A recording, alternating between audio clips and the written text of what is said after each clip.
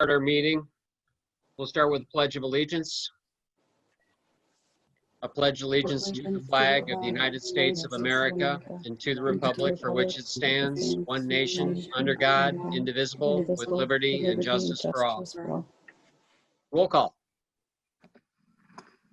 Trustee Lannon is excused. Treasurer Rice? Here. Supervisor Gunning? Here. Excuse me.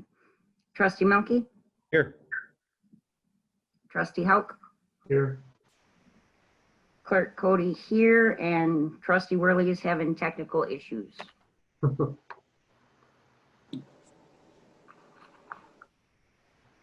All right.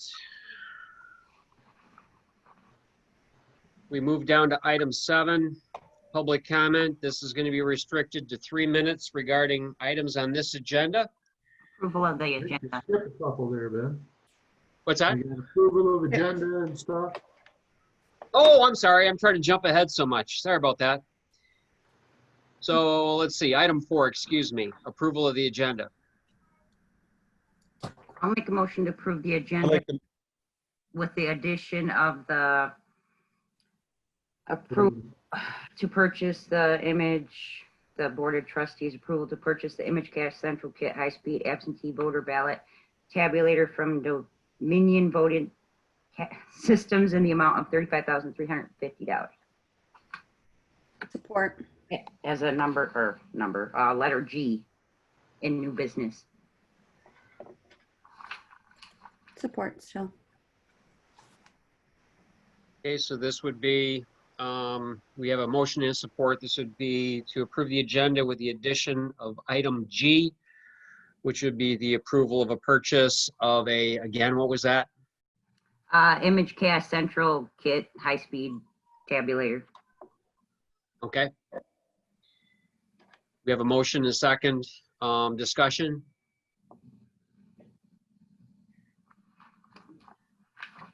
Seeing none, take this to vote. All in favor?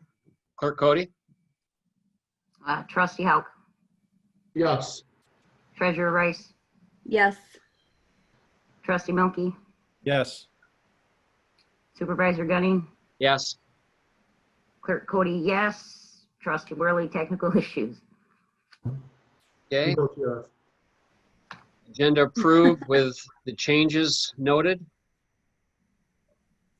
Now we move up to item 7. This is going to be public comment restricted to 3 minutes regarding items on this agenda. This will not be an opportunity for questions and answers, just simply comments from the public. We'll be looking for blue hands on your screen. For those that are citizens, I think we have 4 citizens, it looks like, that are logged on. This would be hitting participants on the bottom of the screen when you mouse it over, and that will show you participants, and you can raise your hand on the bottom right. Or *9 on a phone.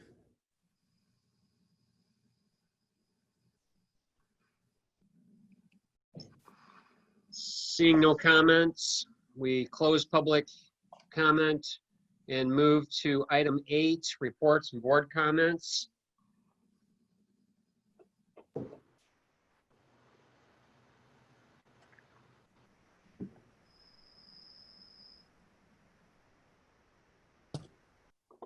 And once I get to that page, So excuse me. item C, it would be, There we go.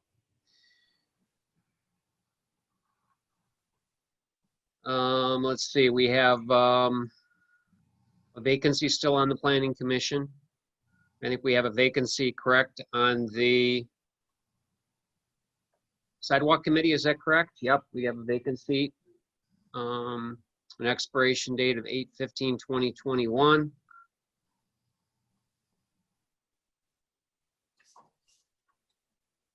And Sustainability Committee has kind of suspended their operations for the time being, from what I understand, so we'll have plenty of expirations at the end of this year. So if citizens are interested in a board position, any of our boards, they can put an application in this fall. It looks like we have plenty of expiring on 12/31.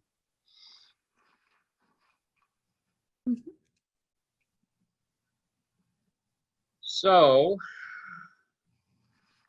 we move from item A to item B, monthly report.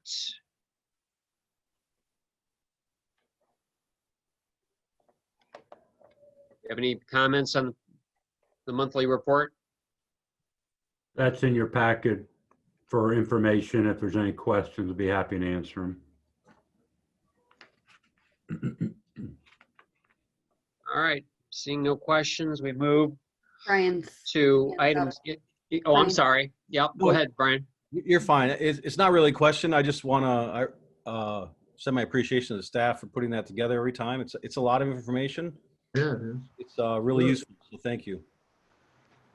Thank you. Okay, item C, Planning Commission and ZBA updates by our Community and Economic Development Director. Mr. Nanny?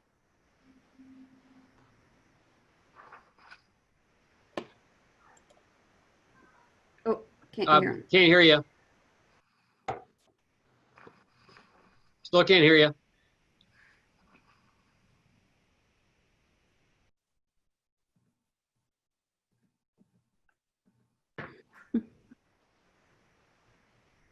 Right now, nope, still can't hear you. It's muted again. Can't hear you. You're unmuted, but I'm not sure why we can't hear. You know sign language? Maybe we can provide a written report, email. Or maybe you can come back after board members if something's resolved. Yeah, You got one of those devices Norm got, you need to reboot maybe? Could be. or use your phone. All right, so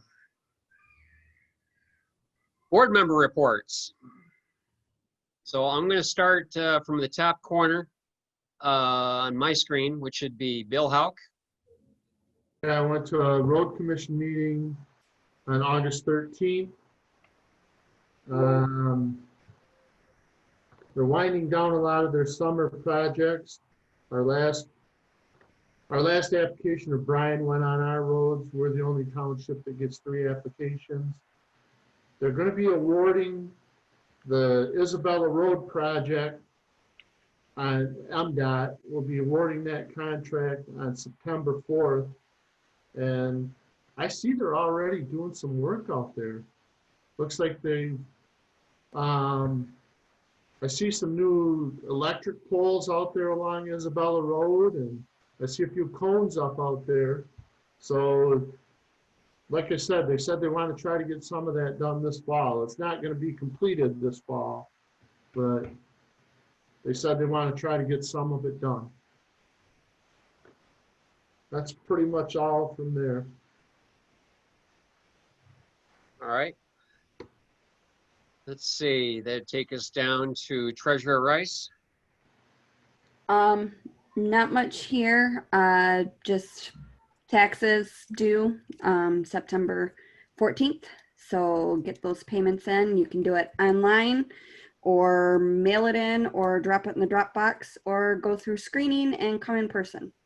So the links, if you want to do it online, are all on our website under bill pay. So I see Mr. Hauk has his hand up. Yeah, I just wondered, I didn't know if this was the time to ask this or not, because because Kim's on the sidewalk committee. It's probably more of a question for Mark too. Didn't we, in our budget this year, approve to get sidewalk in out in front of the township hall? We did. We have some money in there, and we're in the process of having some engineering work done with Rowe. You approved that contract as well. Yep. And that's still being worked on. Okay. All right, around the horn, and we go to Trustee Melky. I don't have anything to report, but I believe, Mark, that that 517 number that you see there is probably Norm. Yeah, I was just looking at that. Okay, thank you. Thank you, Supervisor Gunning. Yep. Yeah, I don't know if that's Norm or not. That looks like his number. What does it? Yes, he just said I need to be unmuted. I was kind of helping him get connected here, trying to. Hit star, I think, is it star 9? Star 9. That raises your hand though. Oh, Let's I see. asked him to unmute.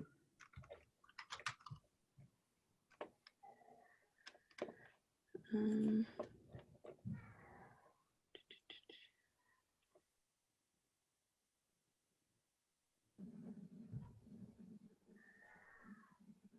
While we're unmuting Norm, the next person up would be Clerk Cody. At the last planning commission meeting, we had a discussion about the master plan, went through some items that we thought we could, I'm trying to find my list that we were gonna have Rodney email back to us some highlighted notes. We didn't have much on there, so we just went over our master plan. And then we nominated Mike Darren to be the Sidewalk and Pathway Committee liaison for the Planning Commission. I believe that is it. And it was Denise Webster's last meeting, so we all thanked her for her service.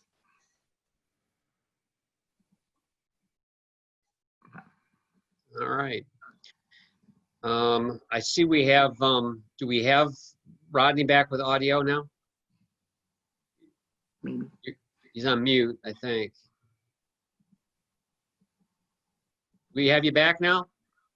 Can you hear me now? Yes. Yes. Take it all the way down and bring it all the way back to get where we needed.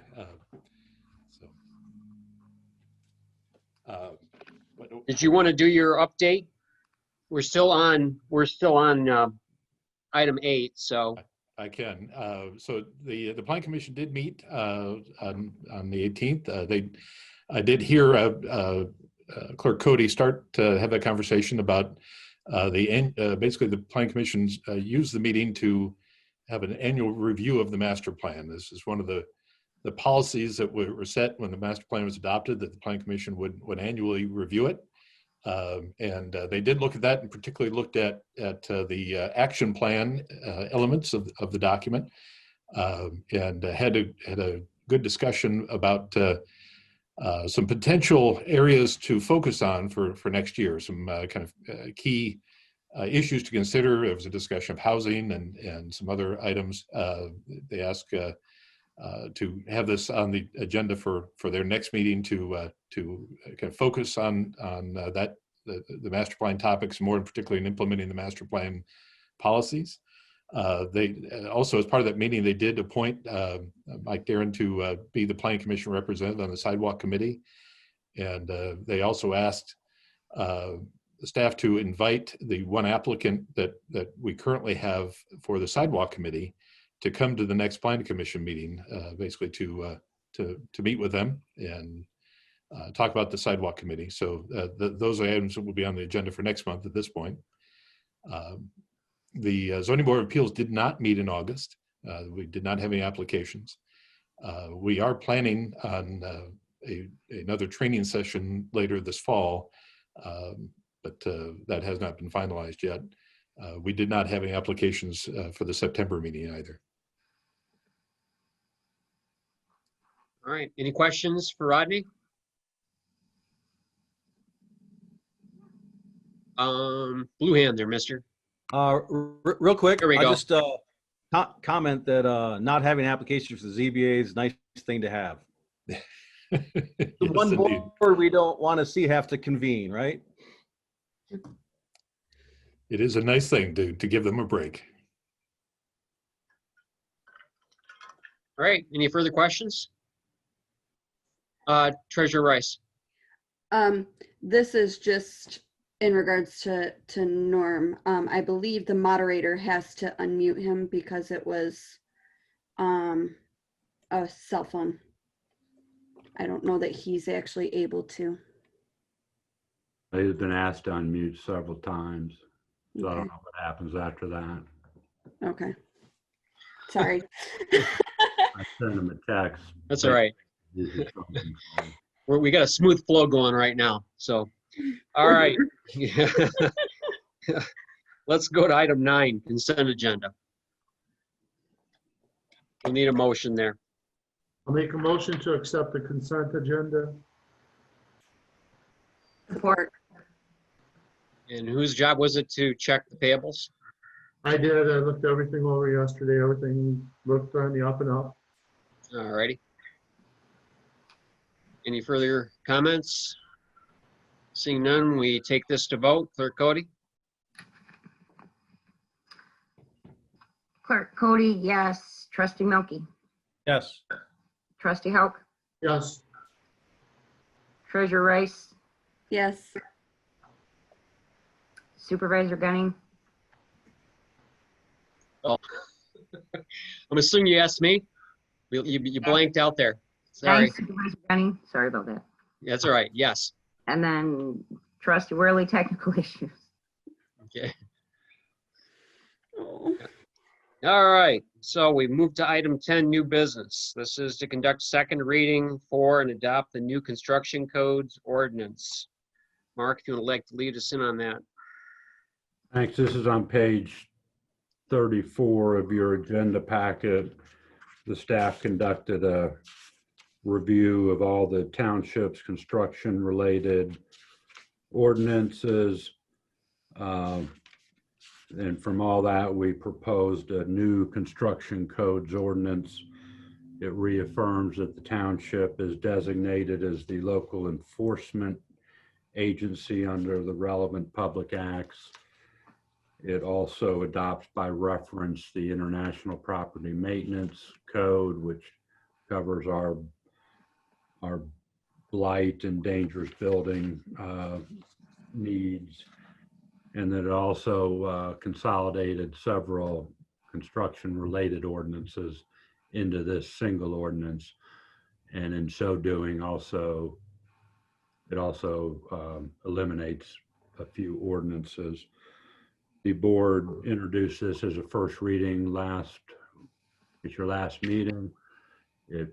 We published it in the paper and on the website per the statute. And so it's now back to the board for consideration of a second reading and or adoption.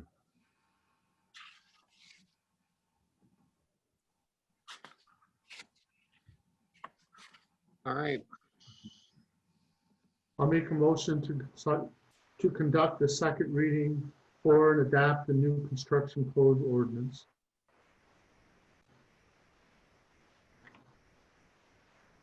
Support. Did you hear me? So, yeah, I'm trying to get the motion down because it was to approve a second reading or approve the new codes ordinance. I don't know if maybe we should rephrase that.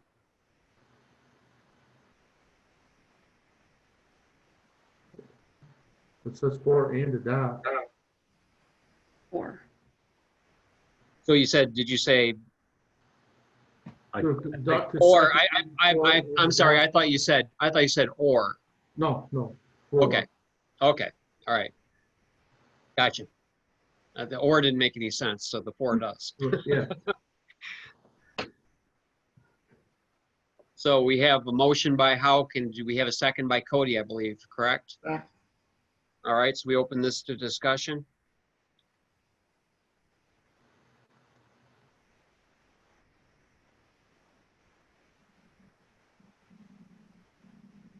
And with the hand raised up is Trustee Milky.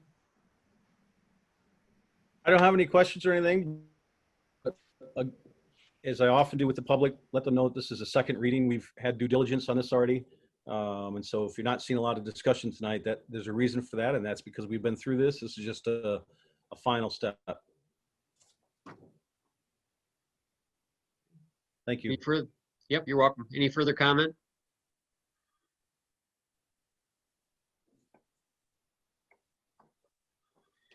All right. Seeing none,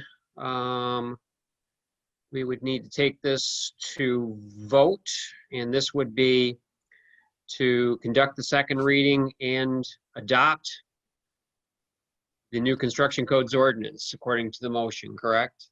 Norm, do you want me to put you on speaker? Or no? Okay. Okay, Supervisor Gunning, okay, okay. Yes. Treasurer Rice, Yes. Trustee Hauk, Yes, Trustee Melky, Yes. he said yes. So I'll- Clerk Cody, yes. Yes, we can. Trustee Worley, And then- are you talking to him? Yeah, I am. Here. Norm. Yeah, I'm here. Okay, Lisa, can you hear him? Yeah, he said yes? Yes, Okay. they can hear you. All Let me yes. just make sure that it's really Norm. Norm, who won the 1936 World Series?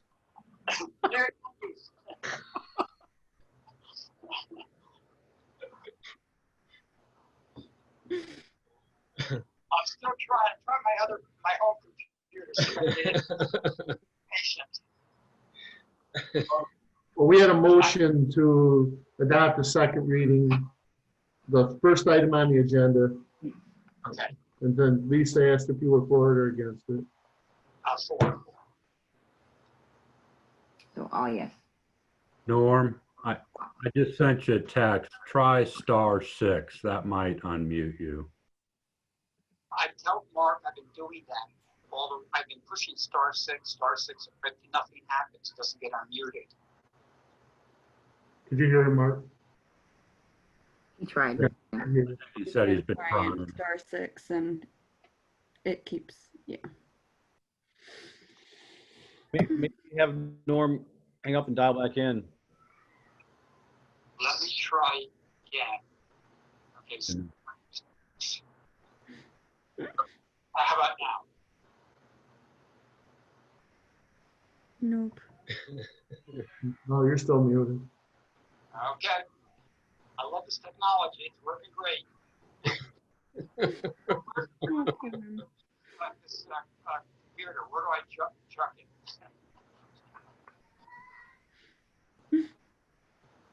Oh, goodness.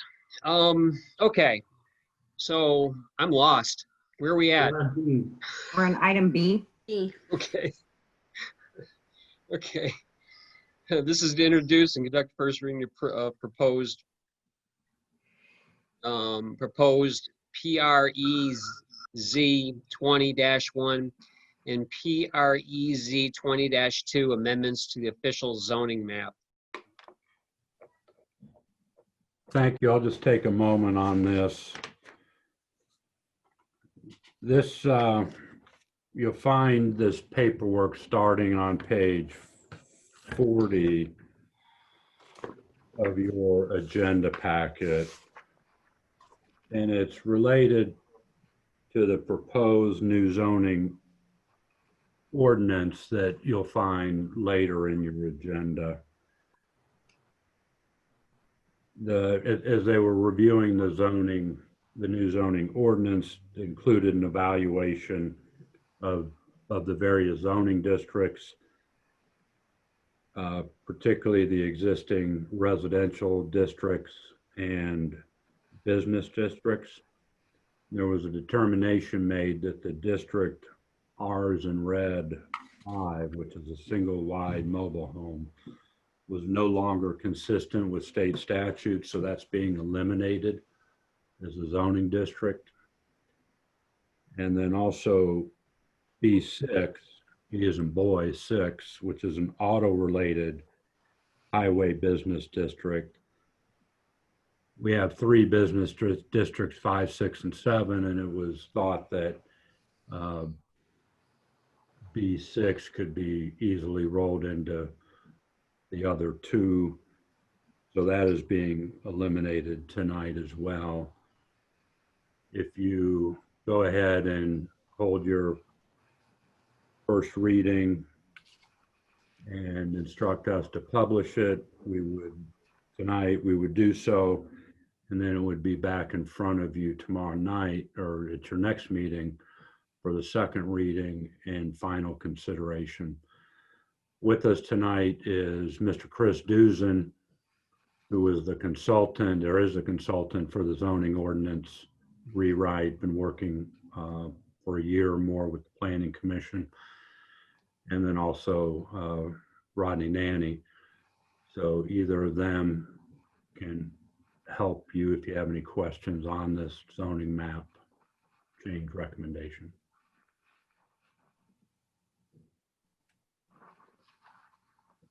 Do you have any questions for Mr. Dusen? Mr. Milky. Yeah, I'm on page 44, which is the rezoning area A. I was just curious about the singled out. I'm trying to look at is that the northeast side of Stirrup? There's the one lot that's taken out. If I'm reading it correctly. Yeah, the one lot that's taken out on the north side of Stirrup was previously rezoned, so it did not need to be. Didn't need to be part of this particular case. That was So the it's all- child, the daycare facility, correct? Yes, Okay. It's already R2B then? it is. And I was seeming to remember that, but I wasn't clear, and I wanted to make sure that was the same property that we talked about before. So thank you. You're welcome. Any further questions? No, I'll make a motion to introduce and conduct the first reading for the proposed PREZ 20-01 and the PREZ 20-02 amendments to the official zoning map and publish the notice in the paper. Second. Okay, motion second, discussion.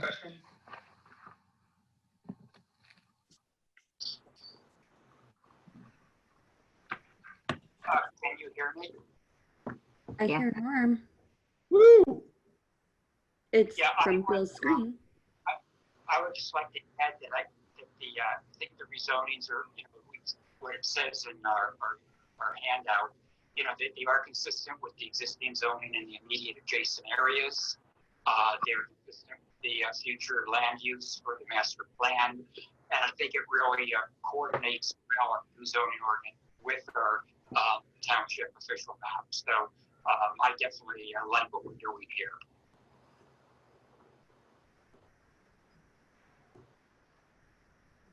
All right, any further comments? Any questions, concerns before we take this to vote? See, we have the motion by who? I can't remember. Lisa. Cody, Lisa, and the second was Milky. Milky. And this is to approve the initial first reading of PREZ 20-1 and PREZ 20-2, and to notify the township administration to publish in the newspaper, correct? That's our motion.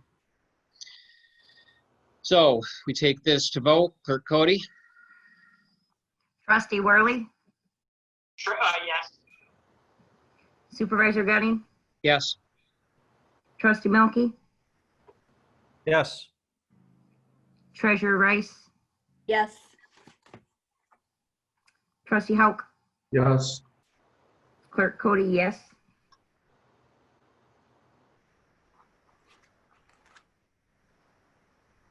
All right, our next item on the agenda, let's see, I don't have my printed up copy in front of me. I hate to go back. It's item E, correct?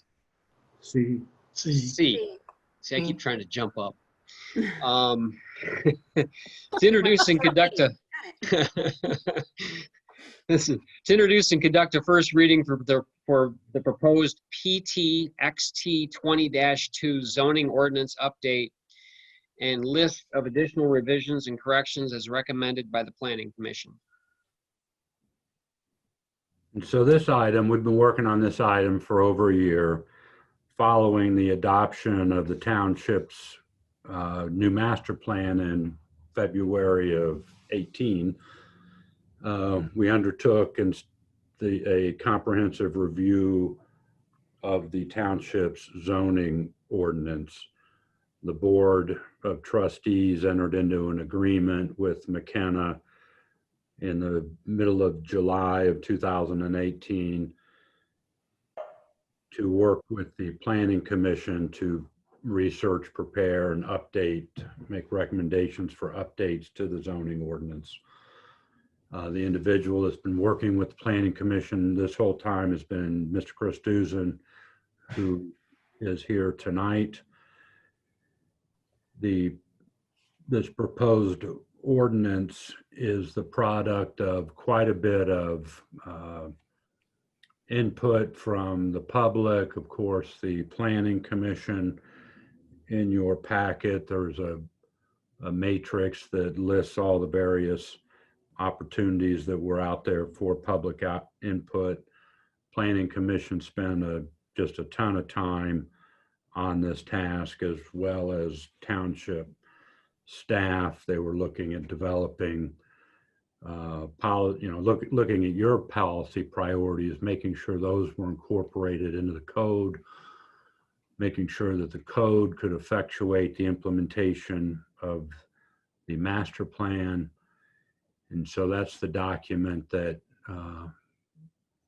that's in front of you tonight for first reading. If approved, there would be a second reading at your meeting next month for consideration. And I'd like Mr. Nanny or Mr. Dusen, however you guys want to do it, to speak to this in a little bit more detail, please. Thank you. This is the product of a substantial amount of effort by the Planning Commission. And Mr. Dusen and his team at McKenna Associates, and also township staff. Many hours of work reviewing draft provisions, considering different policy options, discussing various options, and refining the document down to what you see, what you have before you. The Planning Commission did hold a hearing in July, which was the last step in their part of the adoption process. The draft ordinance was initially presented by McKenna Associates to the township in early March, and it did go out for public review soon after. It's been out for public review on paper in the hall during the periods when the hall has been open. Of course, COVID-19 created a gap in that time period, but it has been available on the township through the township website, on a dedicated website for the zoning ordinance update since mid-March. And we did have some responses, I believe, associated with that, but we also had an open house that Mr. Dusen hosted in late June. So there have been multiple opportunities for public input, the hearing in July being the last of those for the Planning Commission. During the process of reviewing the proposed ordinance from March till the July hearing, the Planning Commission did identify a number of revisions, and those are incorporated into this document that is in your packet starting on page 54. Most of the revisions are corrections of typos that were identified. There were some more substantive changes related to the grading plan section and some other elements that the Planning Commission identified as important. So essentially this list of additional revisions, you might refer to as a punch list. These were included as part of the Planning Commission's recommendation to you. And they have been part of what has been available on the website for this whole period. The recommendation to you tonight is to consider a first reading of the proposed ordinance along with these additional revisions going hand in hand, with the idea that at the end of the process, McKenna Associates would incorporate the changes into the as adopted document if you choose to take that step. With that in mind, I'd actually like to turn a few minutes over to Chris Dusen, if I could. Thank you. This evening marks the culmination of almost 2 years, or about a year and a half of hard work by the Planning Commission, the Township staff, and McKenna. And as we review the zoning ordinance tonight, please consider that this is a historic occasion. A total rewrite of a zoning ordinance is an infrequent occurrence in most communities. Indeed, it has been almost 19 years since Union Township last undertook a total rewrite of its zoning ordinance. And at this time, I'd like to compliment the Planning Commission for its diligent efforts, as well as the staff, including Peter Gallinate and Rodney Nanny. Everyone's dedication to this task has resulted in the creation of a superb ordinance tailored to Union Township's circumstances and needs. I want to mention also that the authority to create and adopt a zoning ordinance is delegated to the township by Michigan Public Act 110 of 2008, the Zoning Enabling Act. And one of the top goals of the ordinance rewrite project was to bring the ordinance into conformance with Act 110, which has been amended itself several times in the past 19 years. Now, another top goal of the ordinance rewrite project, as Mark mentioned, was to implement key concepts in the Charter Township of Union Master Plan, acknowledging that Section 203 of Act 110 calls for the ordinance to be based on such a plan. Now, as Rodney mentioned, on June 30th, we hosted a virtual open house on the new ordinance. And at that time, I gave a complete 25-minute review of the ordinance using a PowerPoint presentation. And I'd be pleased to give that presentation to you tonight if you wish. It's up to you if you want me to give that presentation to you. But I would summarize my presentation by noting the following.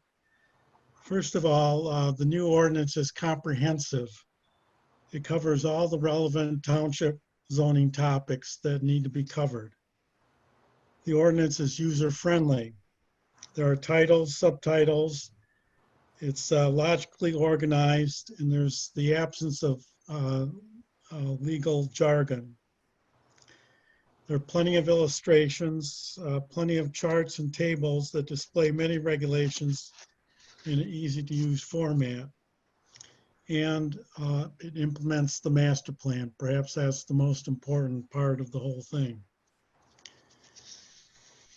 And then, as you've already realized, with the changes to the text, the ordinance did result in the need to implement some rezonings, and they're relatively minor rezonings when you consider the total breadth of the township. The total amount of rezonings was relatively small. So I think that concludes my remarks tonight, unless you want me to give my 25-minute presentation. And I welcome any questions you might have. The hand I see up first is Trustee Hauk. Yeah, I just had I'm thinking that this is a correction on page 55 under A, intent and scope of requirements, under number 1. It says grading regulations are established to control the excavation, and then it says and mining of land. Should that be and filling of land? Yes. Okay.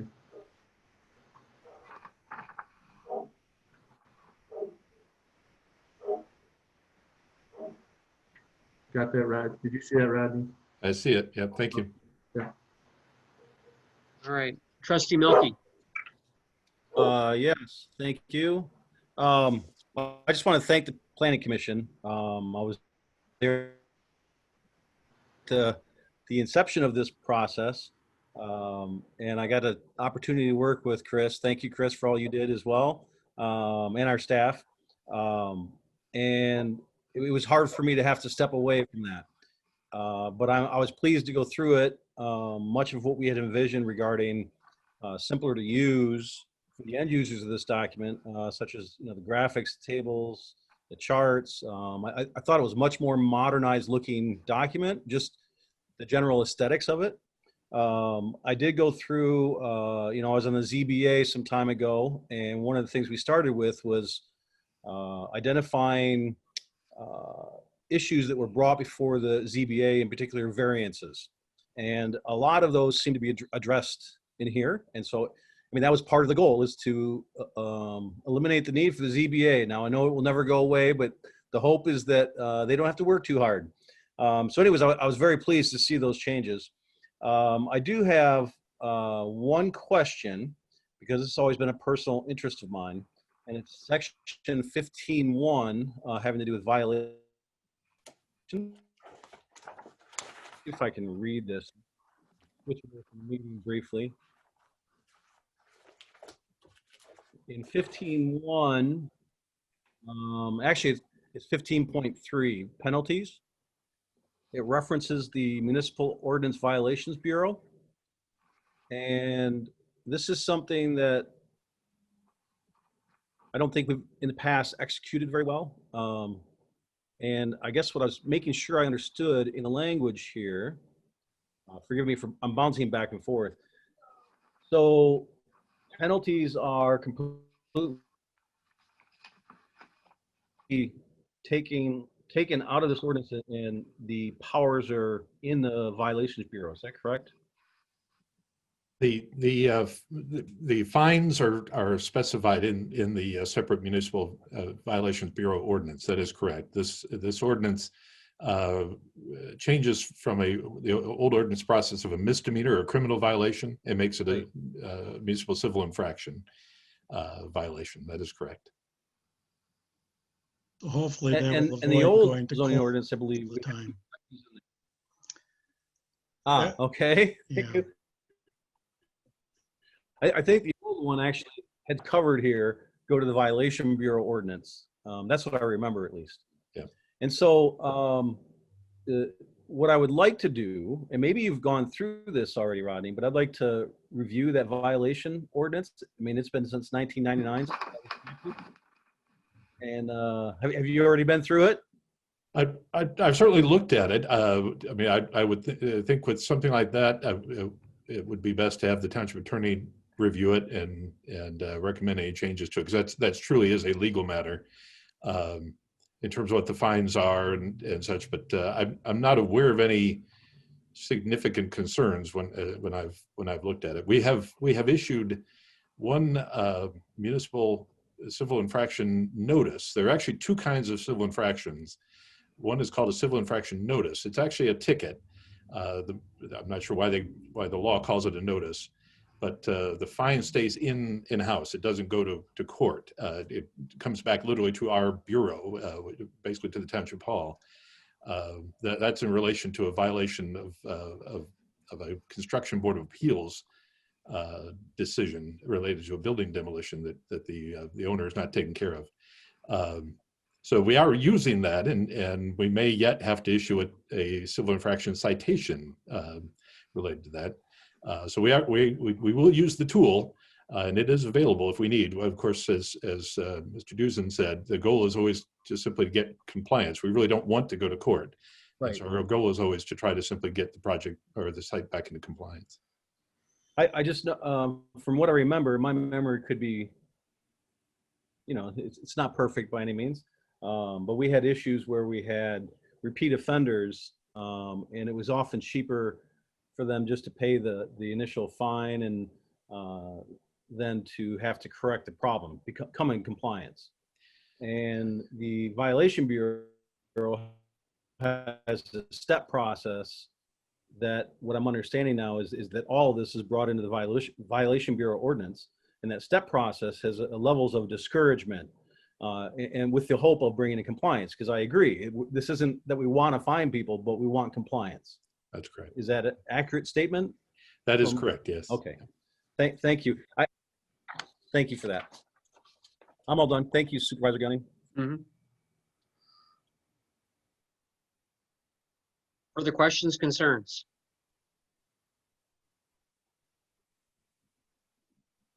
All right, we do have a motion on the table to approve the first reading.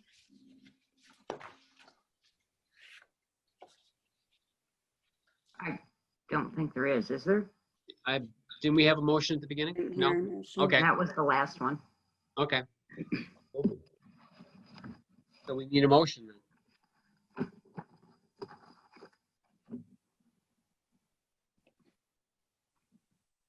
No motion. I'll motion to introduce and conduct the first reading for the proposed PTXT 20-02 zoning ordinance update and list additional revisions and corrections as recommended by the Planning Commission. Or Okay, motion Cody, support Hauk. Further discussion? Seeing none, we take this to vote. Clerk Cody? The only thing is, do we need to include The published notice. Do you have to publish notice in the first reading? Is it if the first, it's say it in the action request, but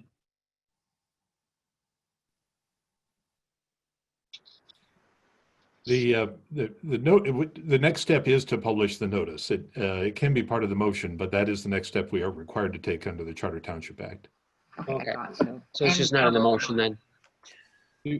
Do we need to include the correction that Trustee With House? with the correction that Trustee Hout pointed out.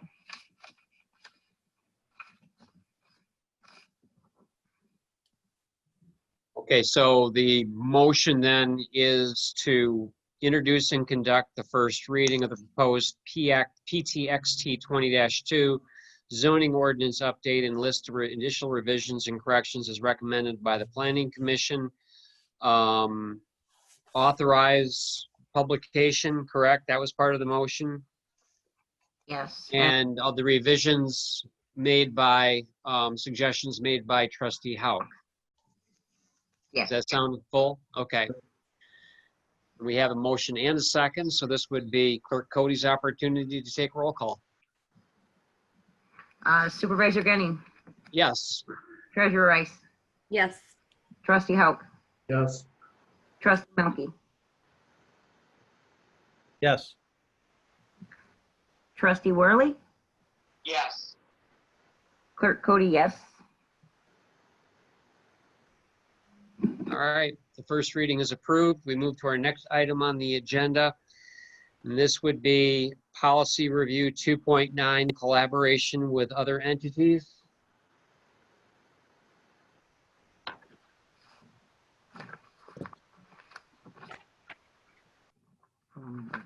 This report is on page 59 of your agenda packet. Policy 2.9, titled Collaboration with Other Entities. The policy is fairly short. It states, in order to maximize achievement of ends, the township manager shall not fail to explore strategic partnerships and intergovernmental cooperation and to optimize collaboration with other entities in the region where appropriate. That's how the policy is worded in your governance policy document. My interpretation of that is that it means that I should be and the staff should be establishing professional relationships with surrounding entities, whether they're public, private, nonprofit, and that as appropriate, we engage those partners as we explore collaborative service delivery opportunities, area-wide communication efforts, and that we place appropriate focus on the region and not solely within the corporate boundaries of the township. That's my interpretation of the policy. There is some data in the report that suggests to me, and I hope suggests to the board, that we're in compliance. I'm not going to go through all of those. I will highlight a couple what I think are the top level ones. I chaired the Recreation Authority Feasibility Study Committee this past year. I'm a member of the Chamber of Commerce, the Middle Michigan Development Corporation, and as Park Advisory Board.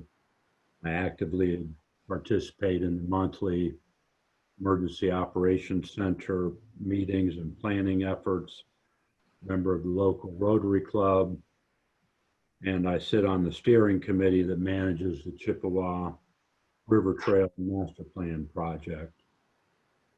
Also in the organization, the EDA provides some financial support to the Mount Pleasant Convention and Visitors Bureau, Middle Michigan Development Corporation. EDA is a co-sponsor of the Festival of Banners that is led by Outreach of Mid-Michigan. Other co-sponsors include the city, Isabella Bank, Mercantile Bank, and the tribe. I have standing Zoom meetings with the township, or the city manager and the county administrator. The three of us get together 2 times a week for about a half an hour. The Public Services Department Director is the chair of the Mid-Michigan Cable Consortium. He attends the periodic road commission meetings and is the township's representative on a committee that's attempting to develop a multi-jurisdictional stormwater master plan study for the region. Of course, the township routinely participates with the road commission financially, cost sharing on a variety of road projects. We have a township board trustee, Trustee Hauk, that attends those meetings. The township initiated a partnership with the school district to improve some school zone signage along Isabella. Those signals actually just went in last week. And the painting in the crosswalk, the striping will occur when the road commission brings in that firm to do some other work within the area. The city and township are partnering on an emergency connectivity study to identify connection points should one of our water systems shut down for some reason. We partnered with the city to secure an ADA accessible playground structure at Jameson Park at half price. That just went up late last week. I have some pictures for that I was going to show in the manager's comments.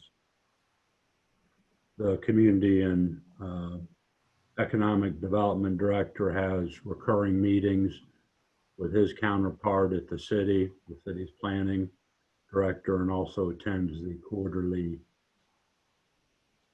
cultural and recreation commission. There's some other pieces of data in your report that I did not go over, but based on that review, I think that we're in compliance. Be happy to entertain any questions or comments or thoughts on this policy.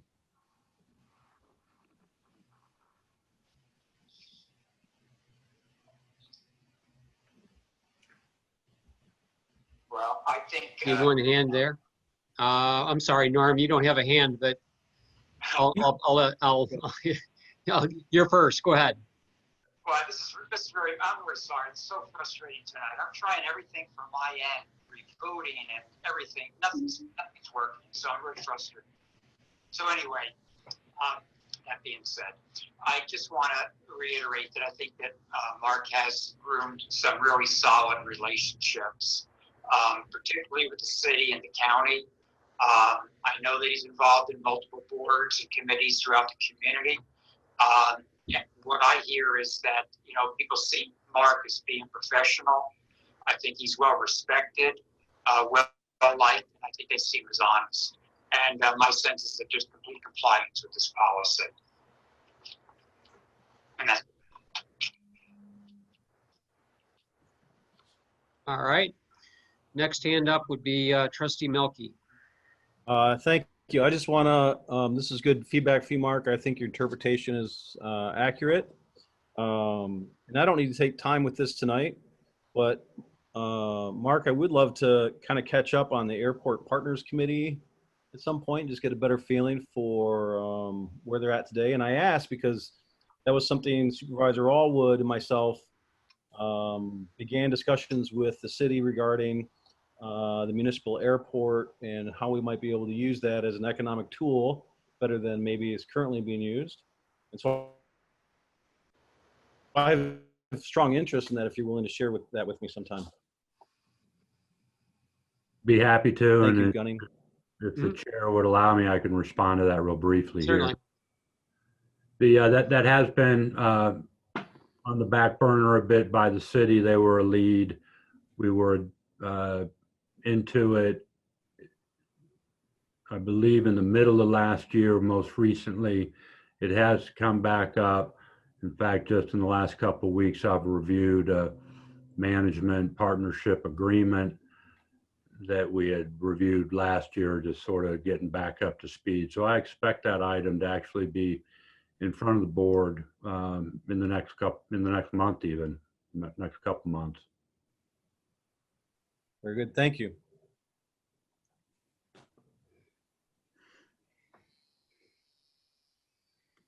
All right. Further comments? Seeing none, we move to our next item. This is the Board of Trustees Annual Review of Board Governance Policy 4.2, Accountability of the Township Manager. And this paperwork begins on page 61 of your agenda packet. It's an opportunity for the board itself to review policies that apply to the board at its highest level. And there's several sub policies to 4.2, but at its highest level, it says the township manager is the board's primary link to operational achievement and conduct, so that authority and accountability of the staff, as far as the board's concerned, is considered the authority and accountability of the township manager, except where staff supervised by elected officials has been directly and explicitly directed by those elected officials to act in a particular way. In those cases, the elected official would be held accountable. So again, the entire policy is in your packet, 4.2.1 through 4.2.3. There's also a form on page 64 that can sometimes help the board as you work through that. So with that, I'll turn it back over to the chair. All right. You open this up to board comments then?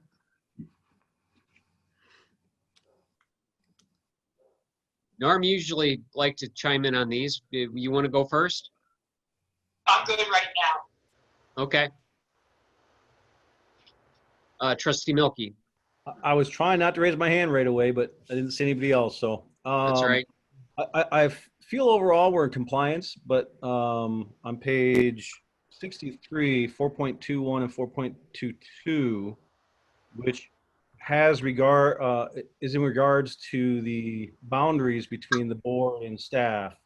And for the most part, I think we do real well with that, but that's our human nature, especially some of the board members we have here that are very concerned about our township. You see something that you think might be wrong, you want to dive in and correct it. And, you know, that's not always the appropriate way to go about it. And so just a reminder that as board members, to always take the proper actions if we have concerns, rather than maybe sticking our nose where we're not fully informed, or we might cause something that may counter our manager's intent with the staff. And maybe very often it's because maybe not having the full information to make a good judgment call. So I'm just always remind ourselves of these boundaries that we have. But I'm not saying we're not in compliance because I think this is a tough one to be perfect on.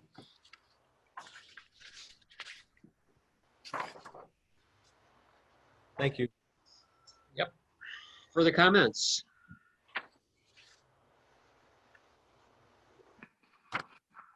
Looking for blue hands. Don't be afraid.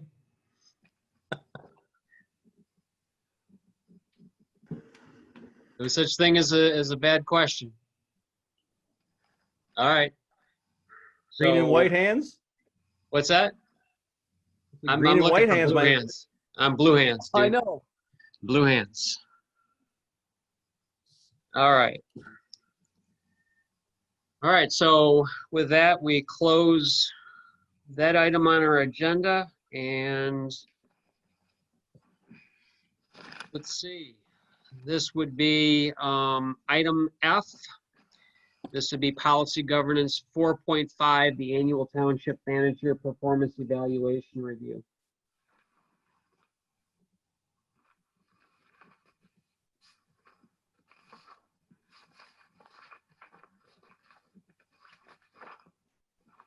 So we open it up for comments at this time.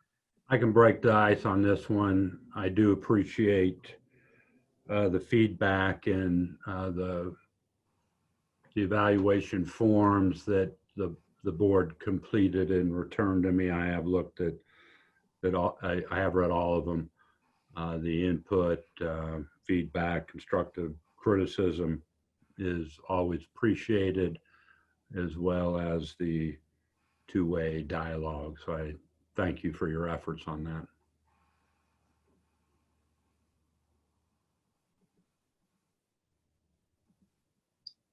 All right, so looking for blue hands again. Norm, I know you don't have a blue hand, but you want to chime in on this? Yeah, hold on a second. I figured you would. Go ahead. Start computer, but nothing's working here. So anyways, yeah, where do I have my notes here? Yes, got it. Okay.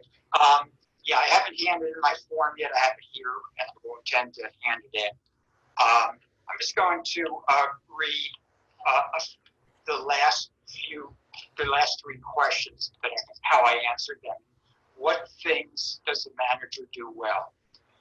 I feel that Mark is extremely well organized, very fiscally responsible with the budget, articulate, as we all know.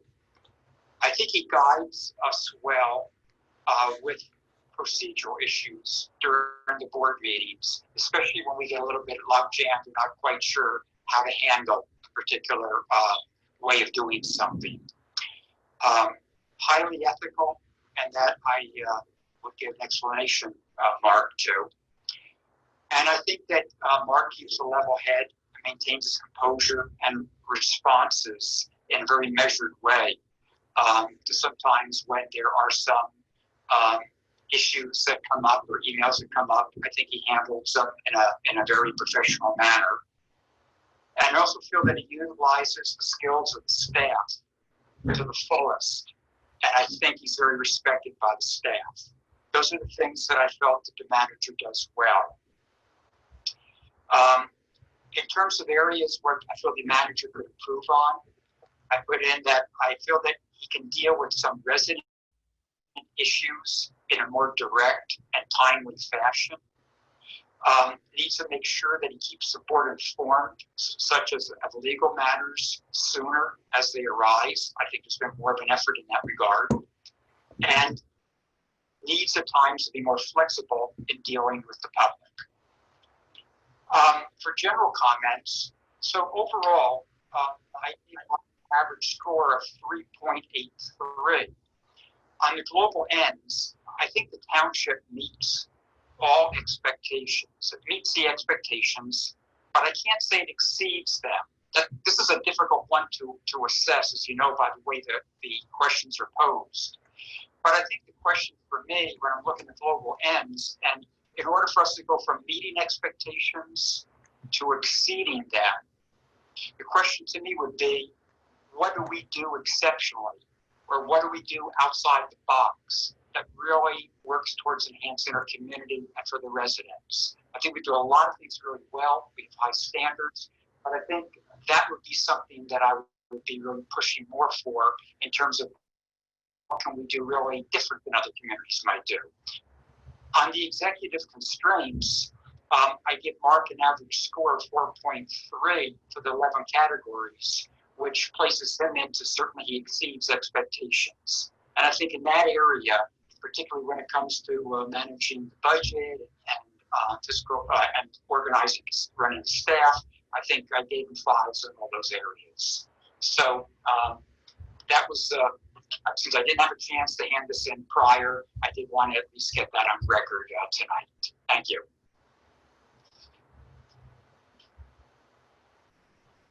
All right, so next person up, if anybody would like to add comments. Trustee Milky? I won't go in the detail that Trustee Worley did, but Norm, I am glad to hear your scores because I felt when I took this on, I interpreted high expectations or exceeds expectations as something that's rare. And so I felt like I was being a pretty tough grader. And I think, just in a summary, the global ends, we didn't score as well as we did with the executive constraints. And I think if I had one specific area, I have a couple items here as far as manager to improve upon, and I'm going to make this a little bit bigger because if you looked at the 2.9, right, 2.9 of the policy governance, so we evaluate the manager based on not just himself, but the entire organization because buck stops at his desk. And so I'm speaking to the entire organization when I say this. And Trustee Worley alluded to this a bit by saying, and forgive me, Norm, if I quote you improperly, but maybe a little more leeway with residents or, so my primary improvement for our township as a whole really was better communication processes. Because I think that, sometimes our residents and our businesses, they don't understand all this. I mean, right? We're in deep here. We kind of know what's going on, but they don't always understand why things are the way they are. And that's where communication comes in and helping our residents and our businesses understand why something took longer or maybe why something went a certain way that they're not happy with. But, a lot of times they just want to know they were heard and know that they weren't treated unfairly. And when they don't maybe hear it all the time from our township staff and our manager, they may feel like they're not being treated properly when in fact they probably are. They're just not being educated in all the steps. So I think communication was our weak link. So that I communicated my review to Mark. But overall, I had an overall score of, what was it?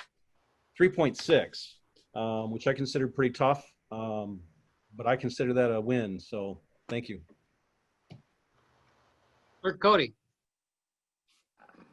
My overall score was 3.83. I didn't write down what I wrote, but pretty much the improvement was communication and a lot of what Norm said on what he's good at, looking into the future, things like that, very organized. Overall, I believe that's a good score, 3.83. Thanks. Trustee Howe? I turned mine in. I agree with Norm, everybody. Things I've heard from the community is communication, not just from Mark, but other people.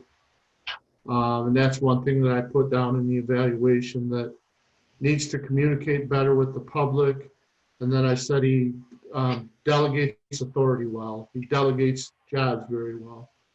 And I think my overall score was like a 3.9.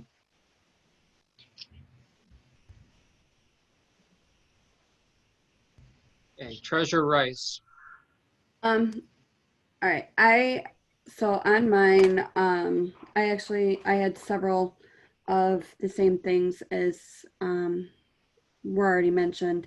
But one of the other things that I had put on here is just knowledge of like grants and stuff he does well, and a cool and calm head when it comes to issues. And that, I mean, he's had to deal with a lot the last few years, and I thought he's handled them very well. You know, from floods to pandemics to, you know, the list goes on and on, it seems. And so I put that as one of the things that he is doing very well is, you know, keeping a cool head and helping us forge forward here, and that in these hard times, and you know, I did put down communication as an improvement. I also put down that he has gotten much better at communication over the last little while, you know, after we brought it up previously. So those were just some of the things that I had wrote down as well. So.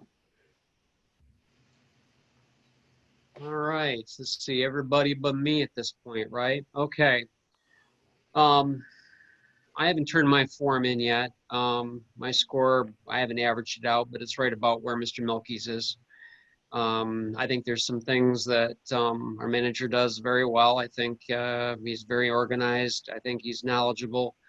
I think he is very good at delegation. I think the weaknesses seem to be people related. Everybody uses the term communication. I think that could be an overall improvement for the whole organization personally.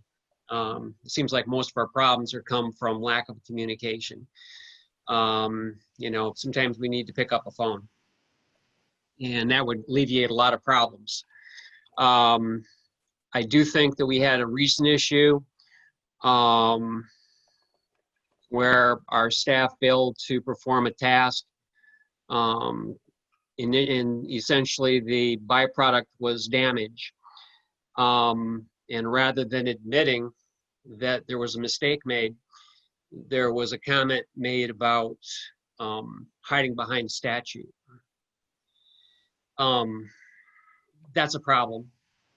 And, you know, I've got a good friend of mine that was asked by somebody high in this organization about how do we improve the perception of the township. And certainly, it's not how we handled this last issue. I'm not going to get into it. Everybody here knows what we're talking about. So I think the biggest weaknesses are our communication, and to be frank with you, humanity. We know these people. We've known these people for years. We got people that go to church with members of this board, or who are next door neighbors or customers and have relationships with. And it hurts us to have these people come back and have some of the responses and some of the situations that have occurred because of the lack of humanity, the lack of communication. So I think moving forward for this organization, that needs to be addressed by everyone. All right. So we are on to item 11. This is extended public comments. We have the. We have G. Oh, I'm sorry, we got item G. Agenda. Yeah, I didn't have a chance to print that up, so somebody's gonna have to read it.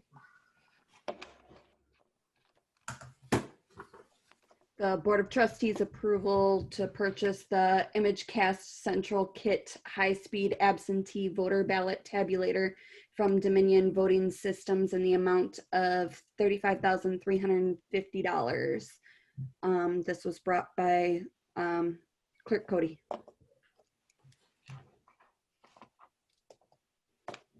You want me to talk about it a little bit? Yep. Okay, so we all know there's a huge amount of increase in absentees, and with the machine we have now, simply won't be able to process them for the November general election. Predicting, I'm, estimating there's going to be about 3,500 AV ballots.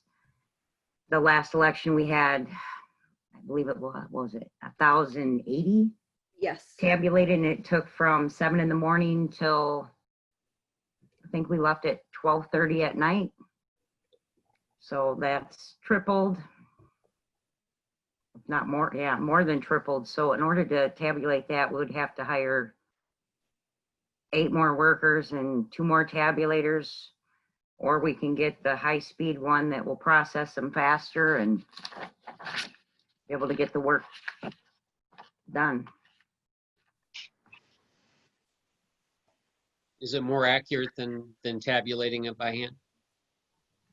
You can't tabulate it, but, well, what do you mean? I mean, the way with the No matter last what, election. you're gonna be putting it through a machine no matter what, Gotcha. but this one just reads them a lot faster. Both of them are accurate. Is this gonna be outdated in about 3 And years? then the signatures are also compared then too with this? No, the signatures are actually, like, for the absentees, the signatures are on the envelopes. You, there's like a process. There's 4 people in there. The first one checks the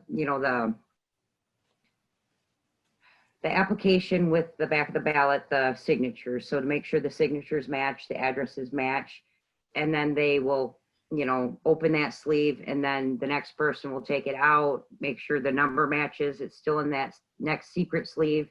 And then that other person will take off the stub, and then the next person pulls it out and puts it in the pile. That way it protects the voters' secrecy. And then, we it's like the process, and then you get a stack of them, and then you tabulate them.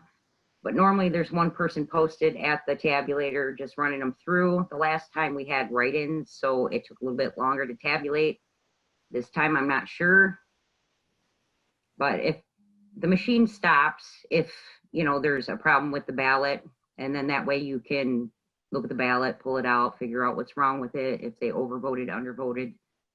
And then, it's a good machine. Fast. Does the county have a machine like that? The county? Yeah. The county doesn't do it. Okay. All right. So that's Like, there's the city okay. has the elections. I mean, they are actually getting a machine, but it's a little more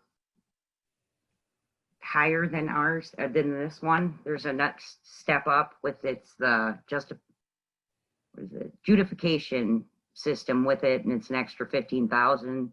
We don't need that because we don't have as many absentees as they do. It's for like a 5,000 or more. Okay. You should also add, Lisa, that with Dominican, they are probably the gold standard when it comes to secure systems. Many states and jurisdictions are turning toward them for their tabulators, etc. And because it has a cross-referencing that when people come in to vote, there always will be a paper backup. There is a scan of it minus the person's identification, and then you also have the tabulation itself of the vote. So it's a very secure system. And the other thing that I think is notable here is that although it's costing $35,350, a grant was applied for on August 19th through the Secretary of State, where they will pay 50% towards the purchase. So at the end of the day, the net cost of this for the township will be $17,675. So I think it's a very good investment. And with that being said, I would like to make a motion that we approve the purchase of the ImageCast Central Kit high-speed absentee voter ballot tabulator from Dominion voting systems in the amount of $35,350. I'll support that. All right, and taking it to comment, first hand up was Trustee Hauk.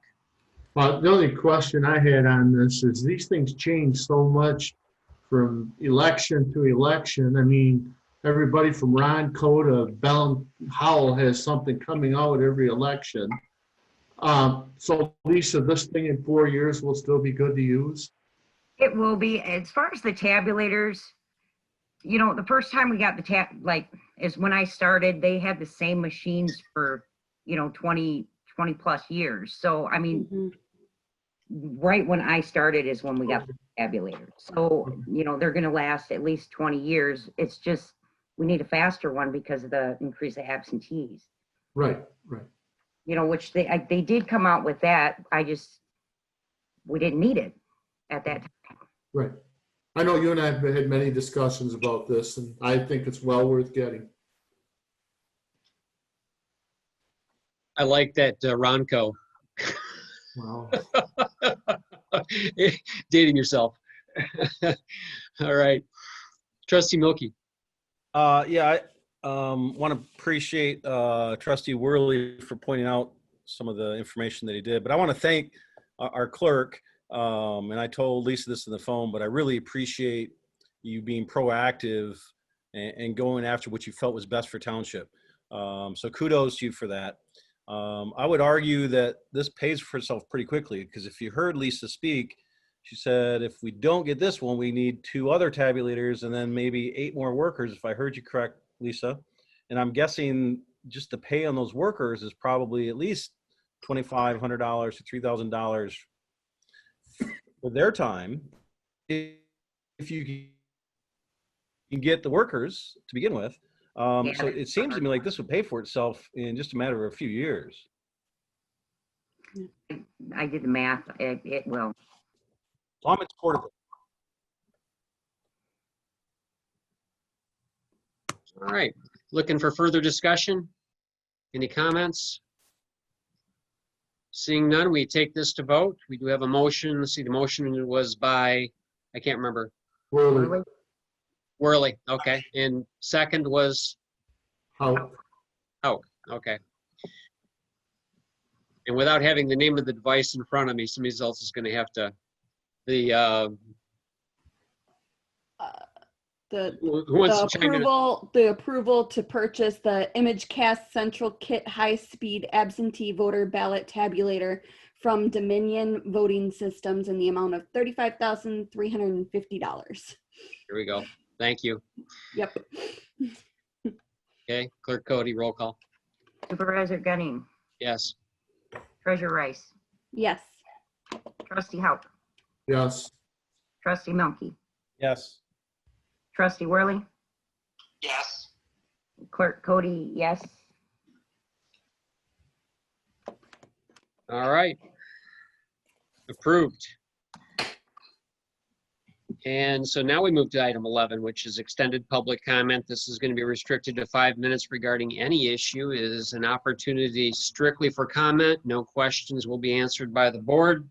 Do we have any of our citizen observers here that would wish to speak in public comment?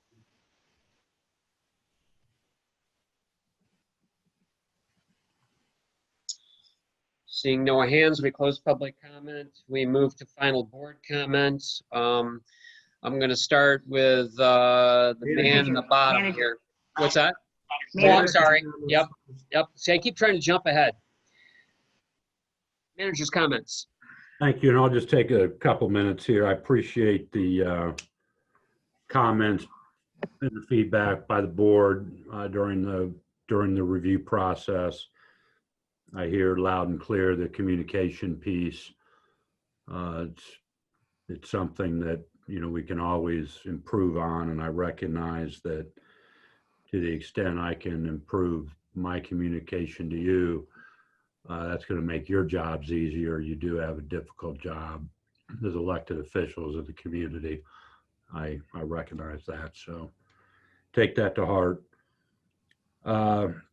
It was mentioned, I think earlier, but just to confirm that the Planning Commission did appoint a new representative from their body to the Sidewalk Pathway Committee, Mike Darren.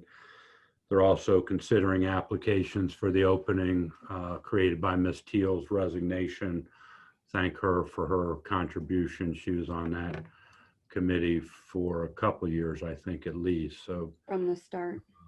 appreciate her involvement there. The Planning Commission does have the responsibility of appointing the members to that committee. So appreciate also you mentioning it at each of your meetings to help with recruitment. We did receive, and this is related to elections a bit, during the March elections, many of the expenses we incurred, we were able to apply for a grant for reimbursement. Clerk Cody did that. We received those funds today. It was about $13,800 of grant application reimbursement. So appreciate Clerk Cody's efforts on that.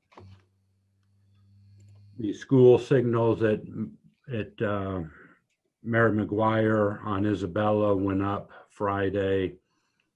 They're a substantial improvement. They're standalone. They're solar powered. They will be taking down the old signs that are mounted to the telephone poles. And they will be doing the striping, which is part of that project a little bit down the road. We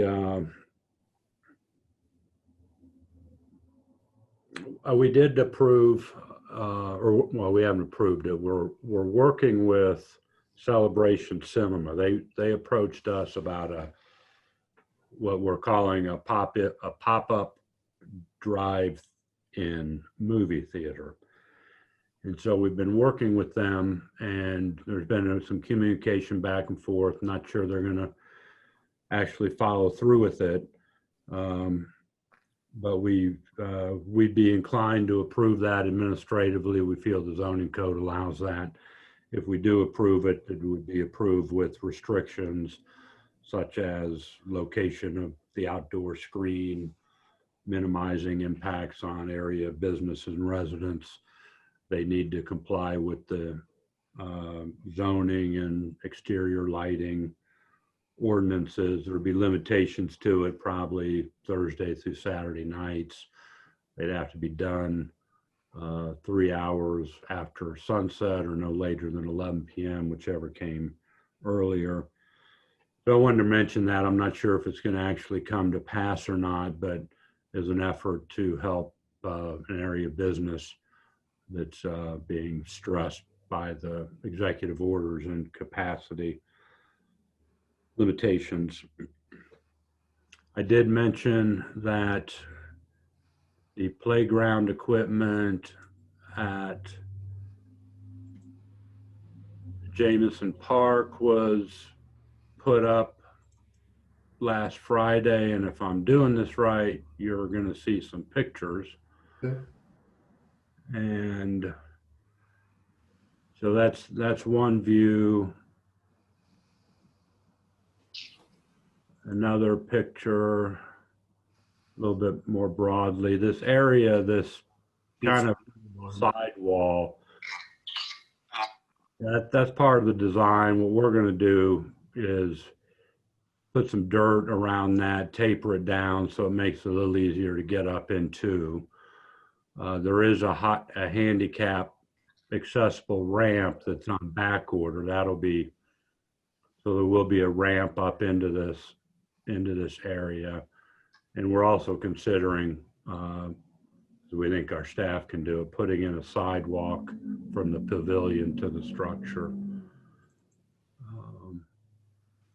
A little different view of it. I was over there today. It's quite nice. And it's big. It's a lot bigger than I thought, than I guess I was imagining. And this is the final look. So that wraps up my comments. Thank you. All right, any questions for our manager, Mr. Stolberg?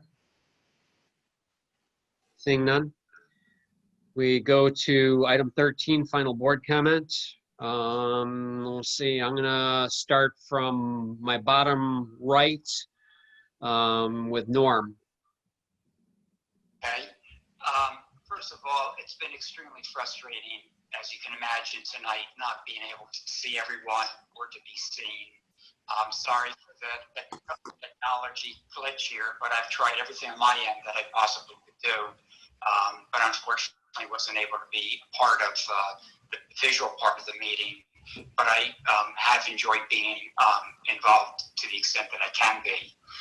I did have something that I had wanted to talk about tonight, and it really piggybacks off of the equipment purchase that we just approved for the voting.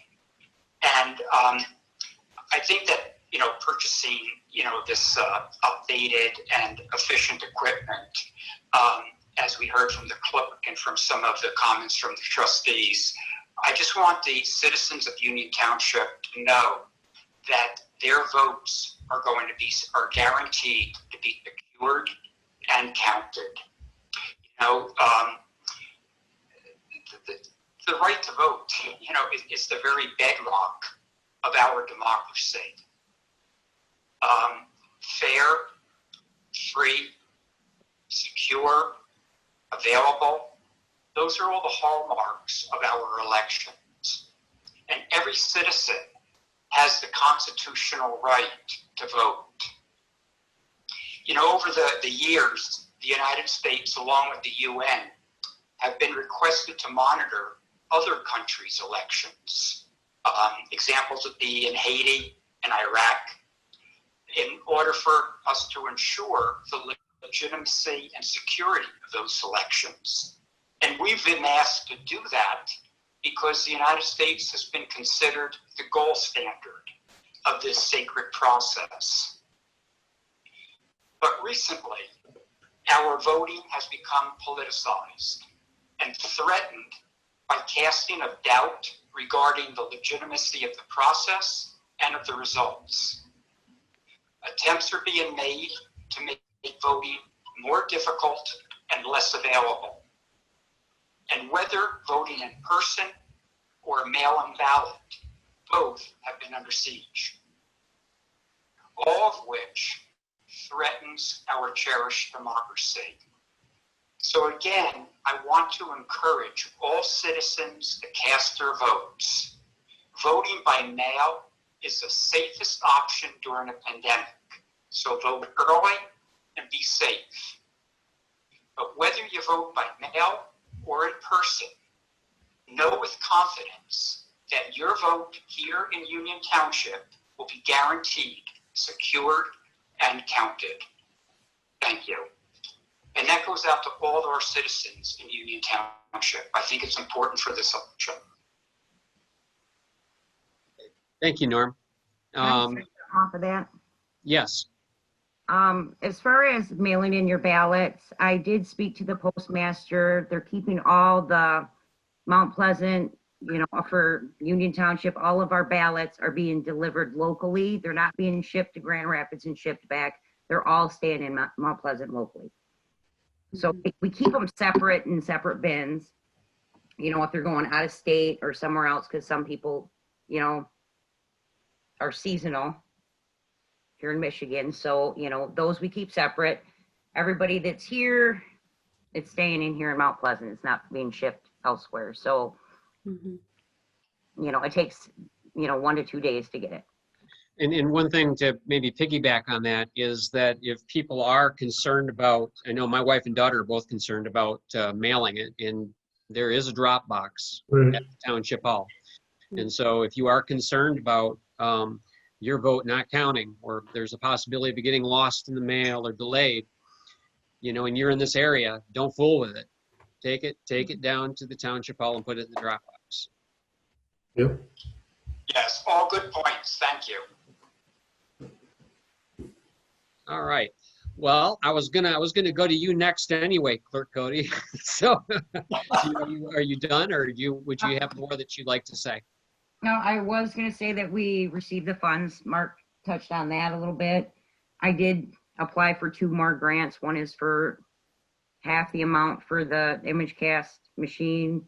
The other is for some more PPE supplies for, sanitizers, gloves. They're just sending us some things, but we'll be reimbursed for things that we have to purchase here up to, I believe, $200 per precinct just for,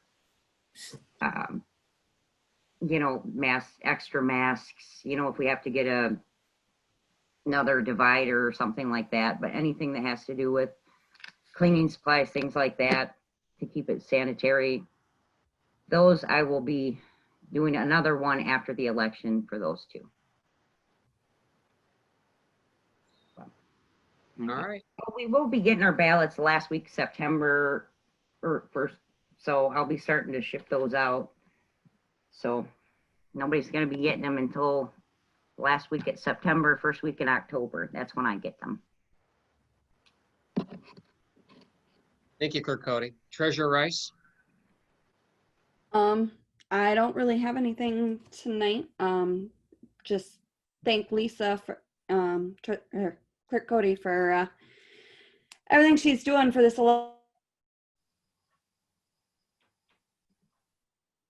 I think she's gone. She's froze. Yeah. It's that Surface again. I'm using. Those are great machines, those Surface Pros. All right. I'm Trustee Milky, go ahead. Yeah. Sorry. Is that Norm I Still hear? frozen. Yeah. I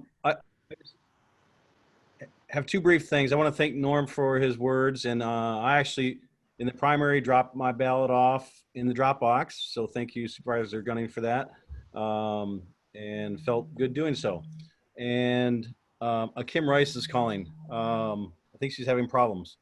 Do you mind? Do you need me to say something?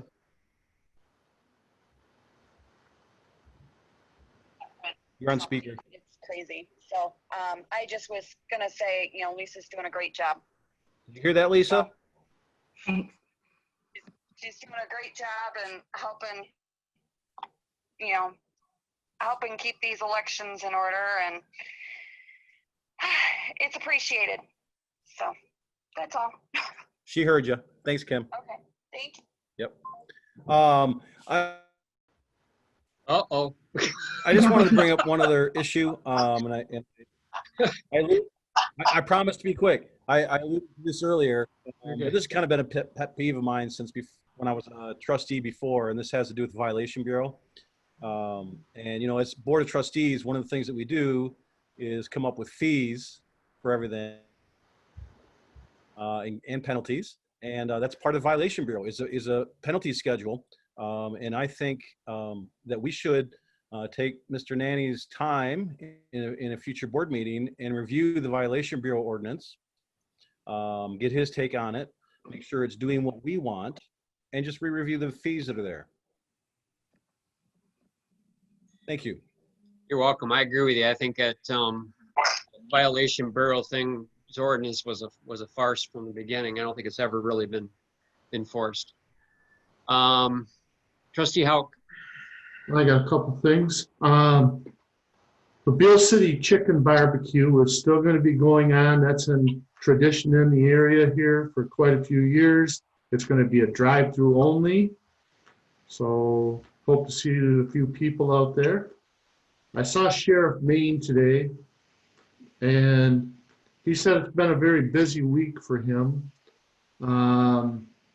With all the executive orders for the county coming out and everything. He said that other than one incident, he said most of the calls that they get are for people, are parties that are 25 or less. He said it's really no big deal, but he just wanted me to tell everybody that. And also Ronco has a sale on Surface Pros. So, Do you get a free pocket fisherman? Or the Bassomatic, one of the two, right? Probably only a couple of you get that one. You know, I just want to say something about something that I saw a news story on today. And, you know, it's funny how things get spun. So the welcome weekend, I've gotten to know President Davies pretty well, and you know, we communicate, and he comes into my shop a lot, and he told me that he went on a ride along, and part of the ride along was to stop at the various parties and just tell everybody, you know, have fun, but you know, wear a mask, wash your hands, and maintain social distance. He said the parties for the most part were very small in nature, like Bill said. There was maybe one or two they passed by where it was maybe more than 30 participants. So I don't think it's necessarily as much of a, you know, I think it's an issue, but I don't think it's nearly as bad as it's played. But now the story is along the way at a very small gathering, there were some students out in front of their house playing cornhole. And one of the students asked him to toss the beanbag. And of course, what do we get? Is we get a picture of President Davies at a party playing cornhole. And that is so out of context. And I just want to say this, and I don't know if anybody's even watching this, but it was out of context because he wasn't at a party. He was stopping and he was making sure that the kids understood what the responsibilities are. And if you know anything about the gentleman, he's very affable. He's very personable, and there was no malice involved. So I hope the community gets over it. There wasn't an issue. He wasn't condoning what was going on. He was simply trying to inform the kids what the responsibilities were. So, Trustee Hauk. Yeah, I just want to piggyback on what you said about him. I mean, we've done quite a bit of work up at Central the last 2 or 3 years. And especially last year, we were working in Warner Hall a lot. And what a nice man. I mean, every morning I'd get there, I'd be like the first one in the building. And he'd come up and talk to me, and just a really nice guy. Yeah. Yeah. And so, you know, that's how the press can take things out of context. And, you know, I think sometimes we all have to take some of these things with a grain of salt. So beyond that, we need to have a motion to adjourn. Kim Rice says she apologizes for losing internet service, and then I'll make the motion to adjourn. Second. And all in favor of adjourning, say aye. Aye. Aye. Good night, folks. Good night. Aye. Talk to you later, Norm. Okay, thank you.